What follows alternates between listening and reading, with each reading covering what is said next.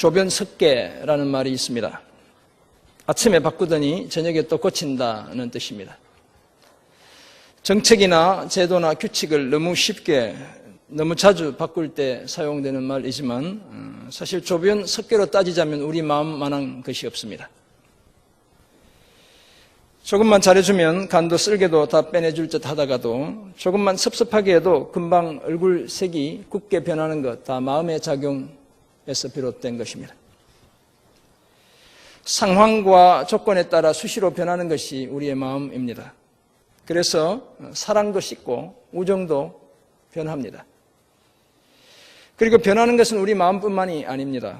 우리 몸도 변하고 계절도 변하며 강산도 변해갑니다. 그래서 10년이면 강산도 변한다고 말하는 것입니다. 세월의 흐름에 따라 쇠는 녹습니다.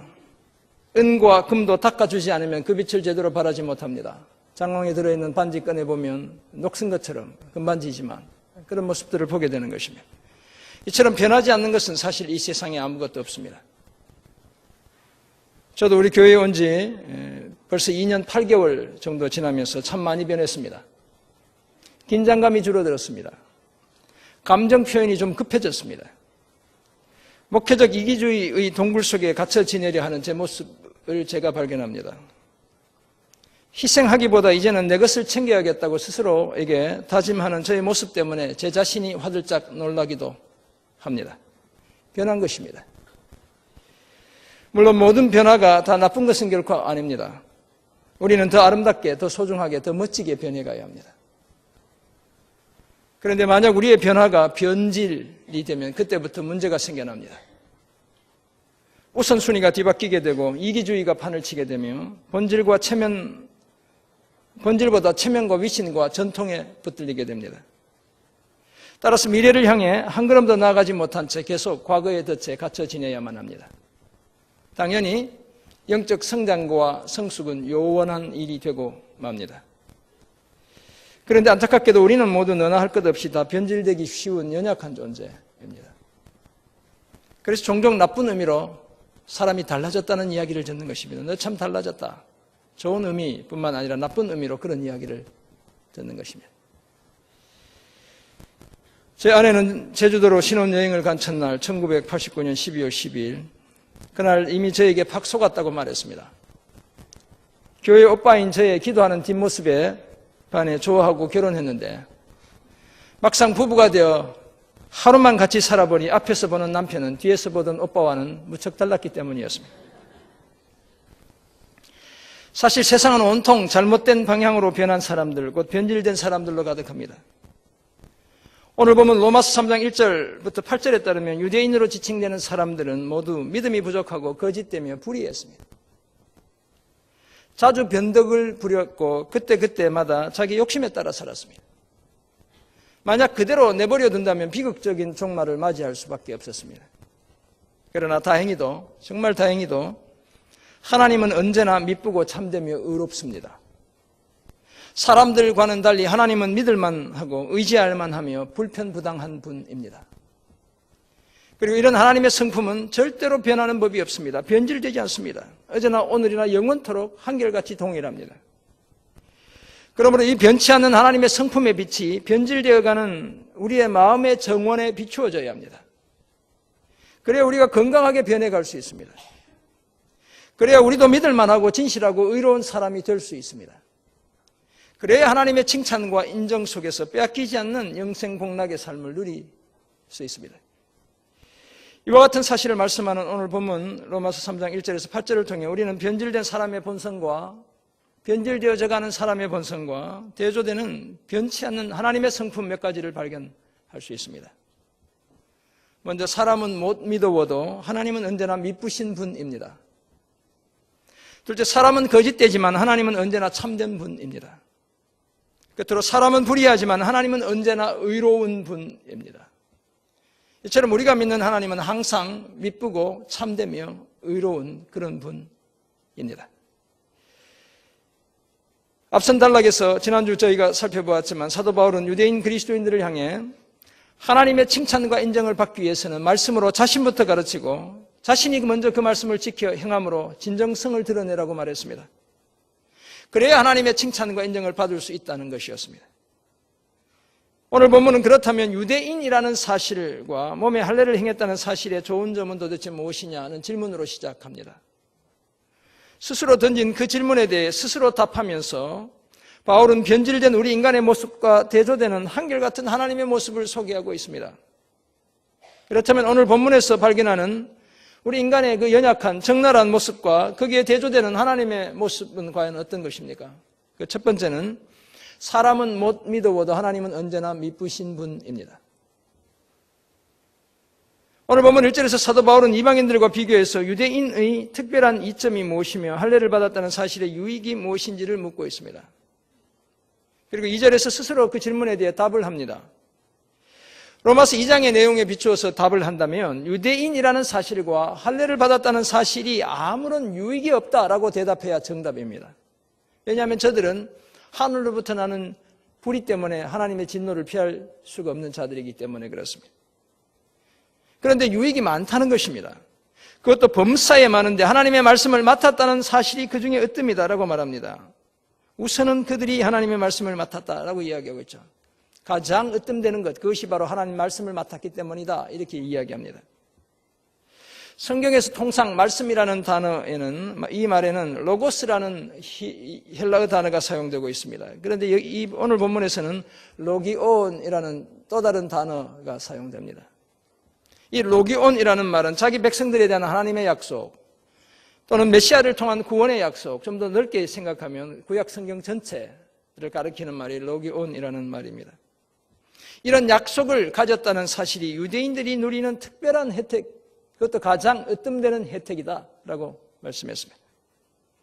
우리는 유대인들의 이러한 위치, 이러한 자격, 이러한 혜택을 결코 부인하지 않습니다. 하나님은 천사와 선지자를 통해 나타내신 하나님의 말씀의 지킴이들로 유대인들을 세워주셨습니다. 그리고 실제로도 지구상의 모든 나라와 민족 중에서 특별히 유대민족이 하나님의 구원 계획을 성취하는 그 일에 핵심적인 역할을 했습니다. 그래서 주님도 유대 사람으로 이 땅에 태어나신 것입니다. 그래서 사도 바울은 저들이 받은 혜택이 범사에 많고 그 중에서도 하나님의 말씀을 맡은 것, 이것이 으뜸이다라고 말합니다. 그런데 사실은 그들 스스로 하나님의 말씀을 맡은 것이 아니었습니다. 오늘 보면 2절은 그들이 하나님의 말씀을 맡았다. 자신들이 자기 의지로 맡은 것처럼 보이지만 어느 성경을 보면 하나님에 의해 그 말씀이 맡겨졌다 이렇게 되어 있습니다. 그리고 이 맡겨졌다는 말에 믿다라는 말이 사용되고 있습니다. 그러면 믿을만 해서 하나님이 말씀을 맡겨주셨다는 것입니다. 그렇지만 사실 그들은 결코 믿을 만한 대상이 아니었습니다. 왜냐하면 이런 특혜를 받은 유대인들이었지만 하나님을 제대로 믿지 않았기 때문에 그렇습니다. 하나님께서는 저들을 믿고 말씀까지 맡겨주셨지만, 약속을 맡겨주셨지만 저들은 믿을만 하지 못했고 하나님과 하나님의 말씀을 제대로 믿지도 않았습니다. 카멜레온처럼 형편과 상황에 따라 수시로 마음을 바꾸었습니다. 말씀의 정신과 원리를 놓쳐버렸고 형식만 지배하게 붙들었습니다. 한마디로 말해서 변질되어 갔던 것입니다. 반면에 하나님은 언제나 미쁘신 분입니다. 믿을 수 있는 분이며 믿음직한 분이며 믿음이 가는 분입니다. 더구나 사람들의 믿음 없음이 또는 믿음직하지 않음이 하나님의 미쁘심을 결코 패할 수 없습니다. 4절이 바로 그렇게 이야기하고 있죠. 그럴 수 없느니라. 결코 패할 수 없다는 것입니다. 메게노이토라는 단어인데 영어로 absolutely not 이라는 단어가 사용되고 있습니다. 하나님의 미쁘심을 무기력하게 하거나 무효화할 수 없습니다.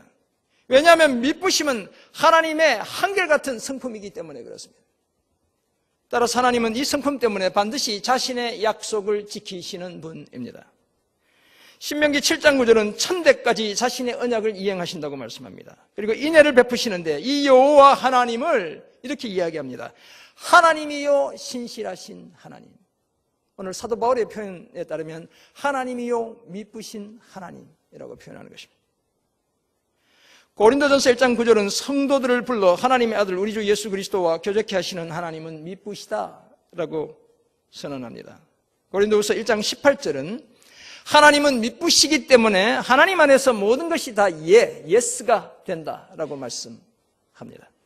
모든 것이 다 하나님 안에서 가능하다는 것입니다. 긍정이라는 것입니다. 그리고 베드로전서 4장 19절은 우리 영혼을 의탁할 대상이신 하나님을 미쁘신 창조주라고 부르고 있습니다. 사랑하는 성도 여러분, 이처럼 신구약을 통틀어 하나님은 언제나 미쁘신 분이며 믿을 만한 분입니다. 사실 우리가 믿어야 하는 분이시기도 하죠.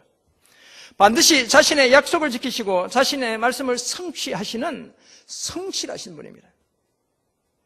우리가 하나님을 믿지 않는다고 해서 또는 우리가 믿음직스럽지 못하다고 해서 하나님의 이 미쁘심이 위축되거나 취소되거나 소멸되지 않습니다. 우리의 믿지 않음이 하나님의 이 미쁘심을 결코 폐할 수 없습니다. 사실 이런 하나님의 성품이, 한결같은 하나님의 성품이 저와 여러분의 위로가 되며 소망이 되며 기쁨이 되는 것입니다. 그러므로 쉽게 변하는 나, 쉽게 변질되어져 가는 나, 믿지 못할 나를 의지하며 사는 것이 아니라 오직 한결같이 미쁘신 하나님을 늘 의지하며 살아가는 저와 여러분 모두가 되시기를 주님의 이름으로 축원합니다. 오늘 본문에서 발견하는 우리 인간의 모습과 대조되는 하나님의 모습, 두 번째는 사람은 거짓되지만 하나님은 늘 참된 분이십니다.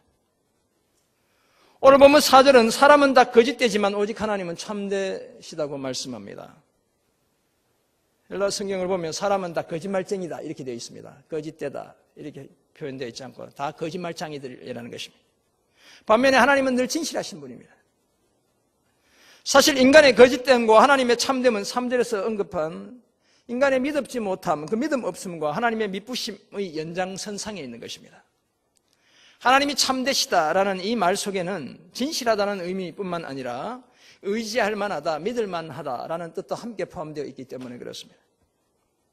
그리고 하나님은 자신의 말씀이나 약속을 이행하실 때에만 참되신 것이 아니라 죄에 대해 죄인을 심판하실 때에도 참된 분입니다. 그래서 사도 바울은 4절 후반부에서 다윗이 밧세바를 범하고 지었던 시편인 시편 51편 4절의 내용을 인용하고 있습니다. 내가 주께만, 시편 51편 4절을 보면 이렇게 되어 있습니다. 내가 주께만 범죄하여 주의 목전에 악을 행하여 싸우니 주께서 말씀하실 때 의로우시다 하고 주께서 심판하실 때 순전하시다리이다. 이 뒤에 나와 있는 주께서 말씀하실 때 의로우시다 하고 주께서 심판하실 때 순전하시다리이다. 이 내용을 로마서 3장 4절에서 바울이 인용하고 있는 것이죠. 하나님은 심판하실 때도 여전히 참되시다고 다윗이 먼저 고백했고 바울이 그것을 인용하고 있는 것입니다. 사도 바울이 이 말씀을 인용한 것은 하나님이 참되셔야 하는 이유를 설명하기 위한 것으로 말씀하신 것에 대해 의롭다함을 얻으셔야 하기 때문이고 판단받으실 때에 이기셔야 하기 때문이다 라고 말합니다. 하나님의 말씀도 그렇다면 하나님의 심판도 모두 한치의 오류가 없고 편견이 없고 불편부당해야 그것이 옳고 순전한 것으로 인정되는 것입니다. 그래야 하나님이 참된 분임을 드러낼 수 있습니다. 그리고 실제로 하나님은 바로 그런 분입니다. 반면 오늘 저와 여러분은 과연 어떻습니까? 오늘 보면 4절에 따르면 우리는 다 거짓된 사람들, 거짓말쟁이들입니다. 거짓의 아비인 사탄의 하수인으로 살았던 자들이 바로 저와 여러분입니다. 요한복음 8장 44절을 보면 예수님이 그런 얘기하셨어요.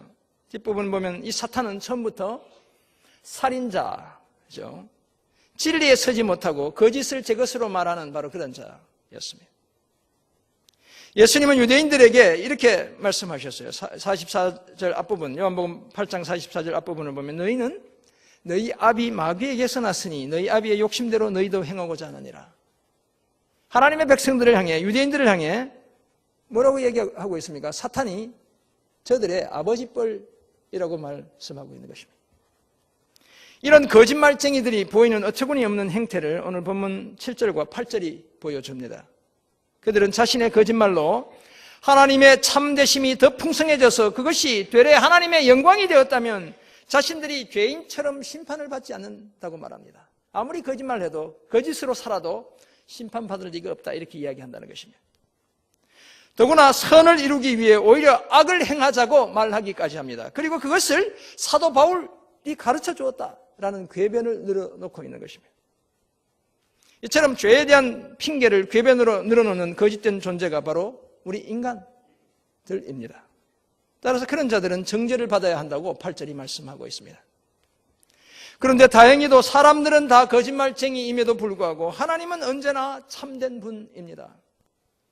그래서 민수기 23장 19절을 이렇게 말씀합니다. 하나님은 사람이 아니시니 거짓말을 하지 않으시고 인생이 아니시니 후회가 없으시도다. 어찌 그 말씀하신 바를 행하지 않으시며 하신 말씀을 실행하지 않으시랴. 이처럼 하나님은 결코 거짓말을 할 수 없는 분입니다. 반드시 자신이 약속한 말을 다 지키는 분입니다. 그렇다면 이 하나님은 늘 참된 분입니다. 그래서 히브리서 6장 18절은 하나님은 아예 거짓말을 하실 수 없다고 말하고 있습니다. 사랑하는 성도 여러분, 이것이 저와 여러분의 큰 위로요 힘입니다. 우리는 믿을만 하지 못하며 진실하지 못하지만 하나님은 언제나 믿음이 가는 분이며 진실만을 말씀하고 진실하게 행하시는 분입니다. 거짓된 우리와는 달리 늘 참된 분입니다. 우리는 필요에 따라 상황과 형편에 따라 조변석계하며 거짓말도 자주 하고 위선적인 행동도 서슴지 않지만 하나님은 한결같이 참된 분입니다. 그 말씀이나 행동에 전혀 복선이 없습니다. 누가 봐도 불편부당합니다. 투명하고 흠잡을 데가 없습니다. 사랑하는 성도 여러분, 이런 하나님의 성품을 거짓으로 얼룩진 우리 마음의 정원에 심어야 합니다. 우리 내면의 정원을 이런 하나님의 성품으로 가꾸어 가야 합니다. 그래야 우리를 지배하는 거짓의 그림자를 걷어내고 점점 더 참된 빛의 세계로 나아갈 수 있습니다. 그 빛을 가슴에 담고 세상으로 달려가 거짓으로 뒤덮인 세상에 진리의 빛을 비출 수 있습니다. 참되신 하나님의 성품을 마음으로 담아내 거짓을 몰아내고 진실만을 말하며 진실하게 행하는 저와 여러분 모두가 되시길 주님의 이름으로 축원합니다.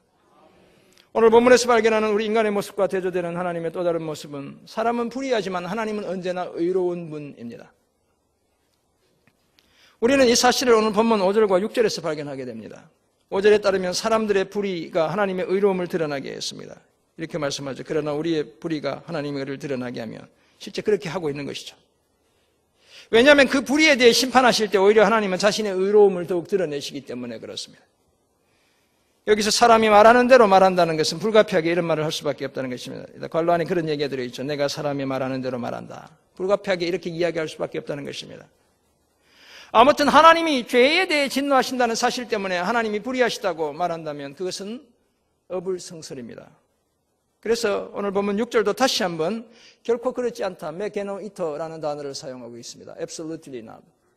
하나님이 죄인을 심판하신다고 해서 불의하다. 말도 되지 않는 소리라는 것입니다.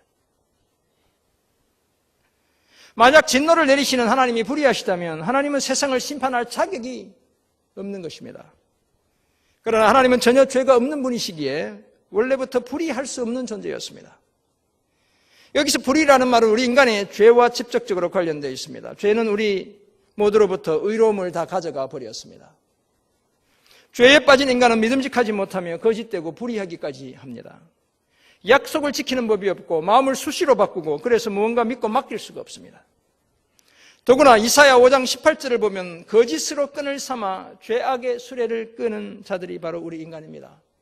선지자가 그렇게 이야기하고 있습니다. 하나님의 백성들을 향해 거짓으로 끈을 삼아 죄악의 수레를 끄는 자들이다 라고 말합니다.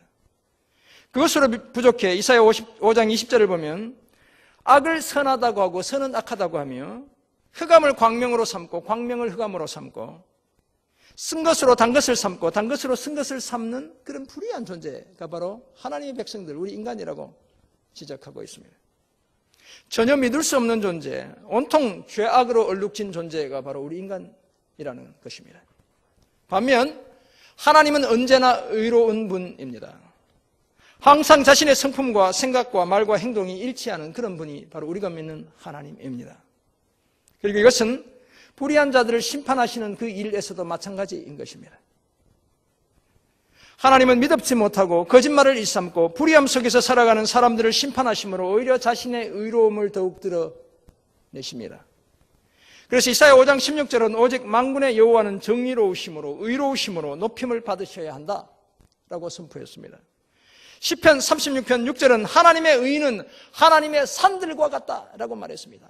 하나님의 의로움이 하나님의 사랑, 하나님의 거룩과 함께 하나님을 가장 대표하는 속성 중에 하나라고 노래하는 것입니다.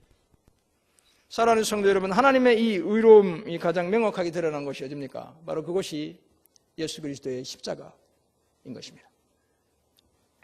하나님은 인류의 죄를 지신 자신의 아들 어린 양 예수 그리스도를 십자가의 죽음에 내맡기심으로 자신의 사랑과 함께 자신의 공의, 자신의 의로움을 가장 명확하게 드러내 보여주셨습니다. 이런 하나님을 향해 진노로 심판하시기 때문에 의롭지 않다고 말하는 것은 헛소리라는 것입니다. 오히려 이제 우리는 하나님의 의로움 앞에서 나 자신의 불의를 제대로 볼 수 있어야 합니다. 나의 불의함을 제대로 보아야 한다는 것입니다. 자신의 성품과 생각과 말과 행동에서 한결같이 의로운 하나님 앞에서 수시로 불법과 불의를 자행하는 우리 각자의 모습을 똑바로 보아야 합니다. 나는 믿을 만하지 못하고 거짓되고 불의하다는 사실을 의로우신, 한결같이 의로우신 그 하나님 앞에 솔직하게 고백해야 합니다. 예수 그리스도를 믿음으로 말미암아 얻게 된 의 외에는 도무지 내가 자랑할 아무것도 가지 못했다는 사실을 주님 앞에 인정해야 합니다. 더구나 유대인들은 율법이라도 가졌지만 나는 율법조차 갖지 못한, 아무런 자랑거리를 갖지 못한 그런 존재라는 사실을 인정해야 합니다. 오직 은혜가 나를 찾아왔고, 그래서 복음을 듣고 예수를 믿고 의롭게 되어 복음을 맡은 자가 되었다는 그 사실 때문에 감사해야 합니다. 그러므로 이제는 내 의가 아니라 하나님의 의를 자랑해야 합니다. 내 영광이 아니라 하나님의 영광이 드러나게 해야 합니다.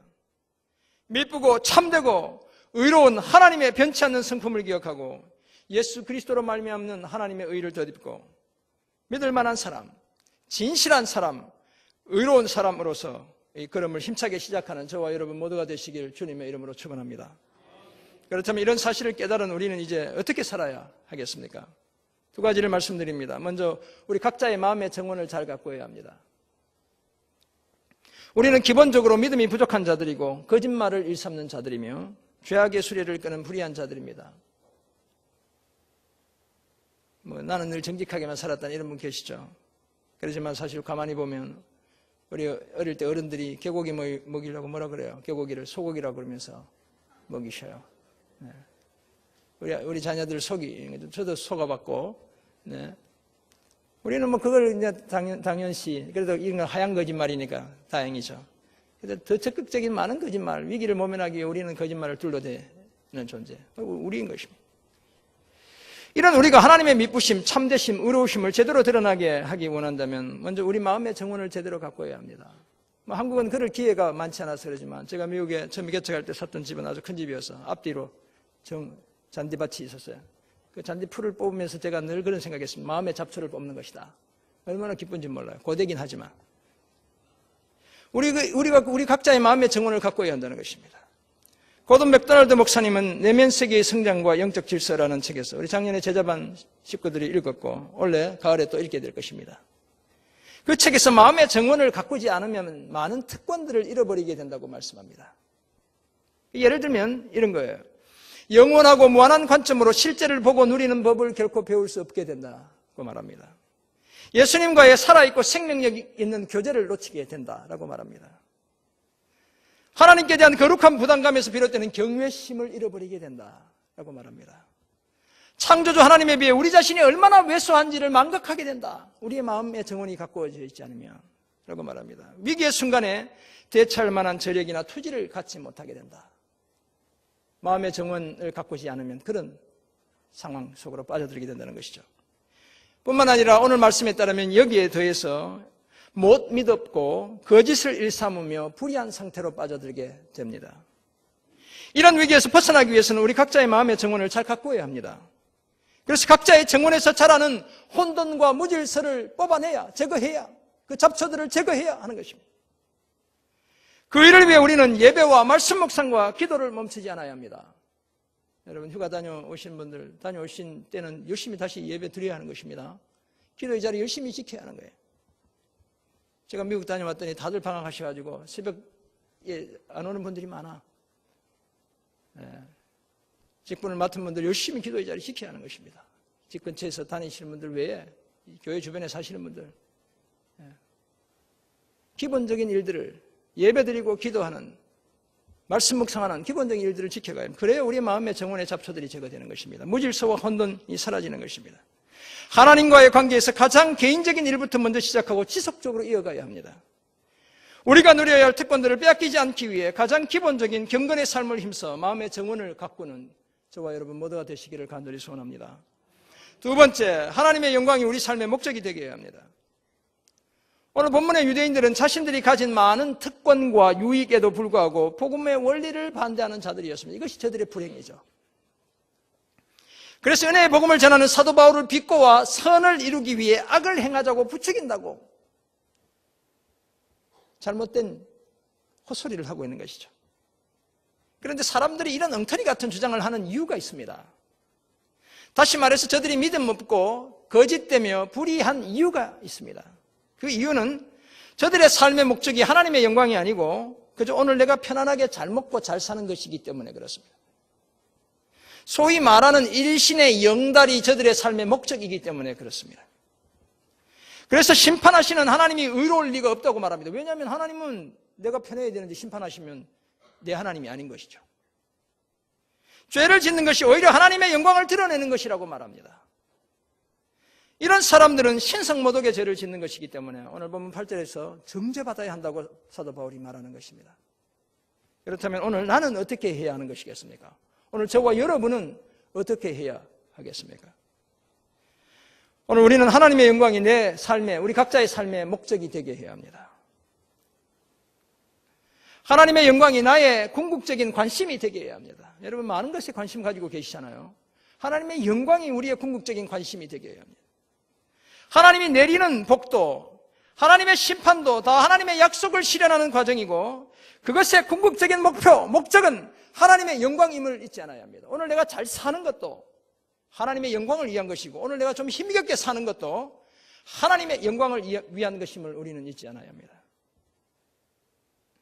더구나 내 삶의 목적이 하나님의 영광이어야 우리는 비로소 믿을 만한 사람이 될 수 있습니다.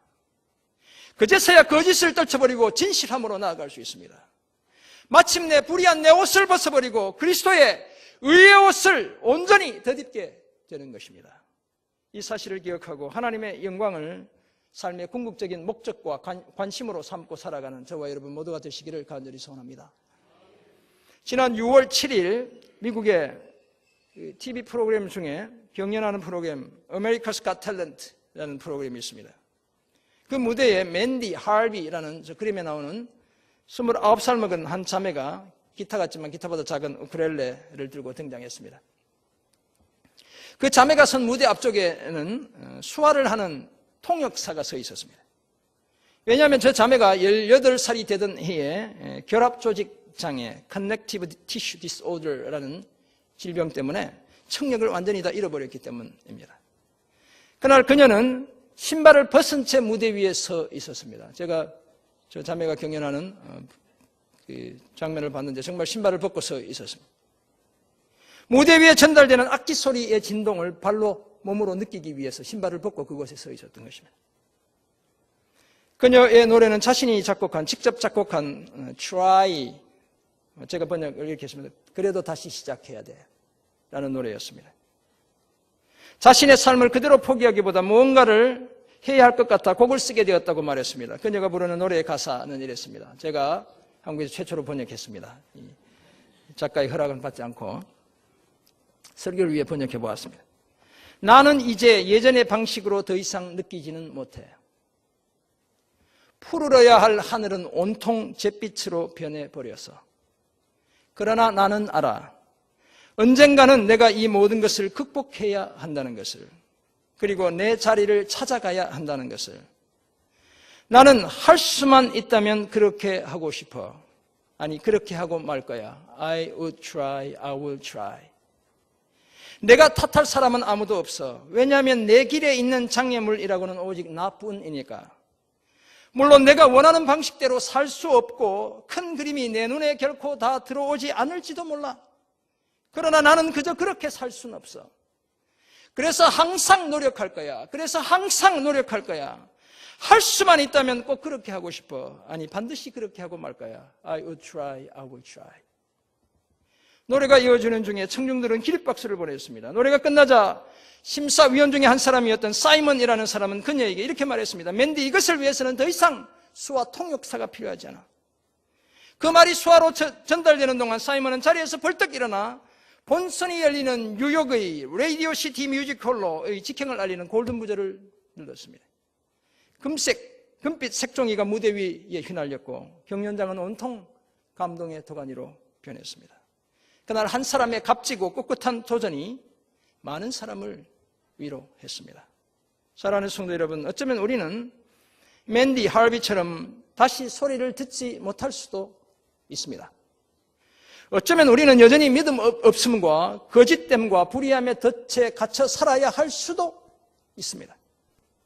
그렇지만 우리는 그저 그 자리에 계속 머물러 있을 수는 없습니다. 우리도 다시 시작해야 합니다. 우리도 다시 시도해야 합니다. 절망스러운 바로 그 자리에서 다시 출발해야 합니다. 맨디 하비에게 아름다운 음악이 있었다면 오늘 저와 여러분에게는 하나님의 아들 예수 그리스도가 있습니다. 언제나 미쁘고 참되며 의로우신 하나님이 계십니다. 그리고 그 하나님의 미쁘심과 참됨과 의로움은 우리의 믿음 없음과 거짓됨과 불의함을 다 덮고도 남는 것입니다. 이제 마음의 정원을 날마다 가꾸어 하나님의 미쁘심과 참됨과 의로움의 열매가 우리 각자의 마음과 각자의 삶에 주렁주렁 맺히게 해야 합니다. 그래서 하나님의 영광이 저와 여러분의 삶의 목적이 되고 궁극적인 관심이 되게 해야 합니다. 오늘 이후로 믿음 없음과 거짓됨과 불의함은 몰아내고 하나님의 미쁘심과 참됨과 의로움의 빛 아래서 영원히 살아가는 저와 여러분 모두가 되시기를 주님의 이름으로 축원합니다. 아멘. 기도하겠습니다. 하나님 아버지, 오늘 우리에게 주신 귀한 말씀을 기억합니다. 주님의 그 미쁘심과 참됨과 의로움이 우리 삶을, 우리 마음